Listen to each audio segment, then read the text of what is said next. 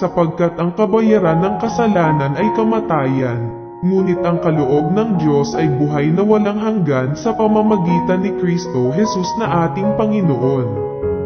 Manalangin tayo. Panginoon, nagpapasalamat kami sa iyo sa iyong walang katulad na pag-ibig at biyayang ibinigay mo sa amin sa pamamagitan ni Kristo Jesus. Kami ay nagpapakumbaba sa harap mo at umaamin ng aming mga kasalanan.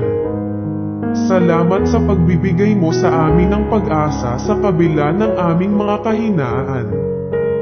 Tulungan mo kaming maging mas matibay sa aming pananampalataya, at gabayan mo kami sa paglalakbay na ito ng buhay.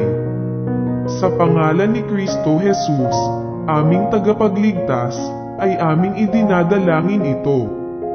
Amen.